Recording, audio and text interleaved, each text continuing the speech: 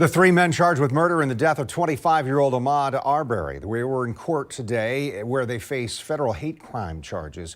Video captured them chasing and fatally shooting Arbery in a South Georgia neighborhood last year. News4JAX I-Team investigator Kelly Wiley inside the courtroom today, and Kelly is joining us live. Kelly.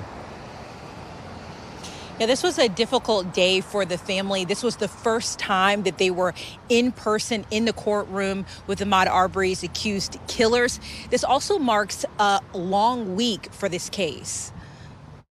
In orange jail uniforms and in front of Ahmaud Arbery's family, Gregory McMichael, his son Travis McMichael, and neighbor William Roddy Bryan all pleaded not guilty to federal hate crime charges. Federal prosecutors say the men used force and threat of force to intimidate and interfere with Arbery's right to use a public street because of his race. Leaked video of the three men chasing Arbery in their trucks with firearms and killing him in the Satilla Shores neighborhood sparked nationwide protests last year and continued to break the heart of Arbery's family. Emotions were everywhere.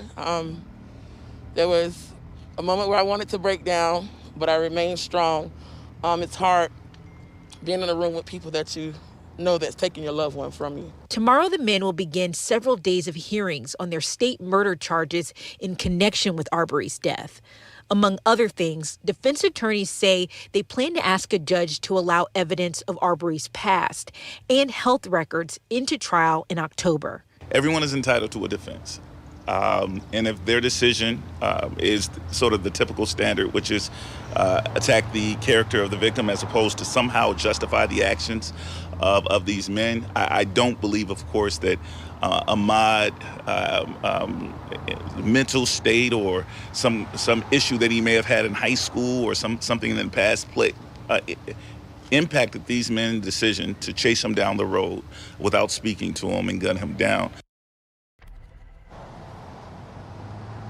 Noticeably missing today was Ahmaud's mom. She's been at every court hearing throughout this case, but their civil attorney that you just heard from there, Lee Merritt, says she's been exhausted from traveling and just going to these hearings in general, but we do expect her to be there tomorrow. Yesterday, she was at the signing of the bill in Georgia that really repealed much of Georgia's citizens arrest law.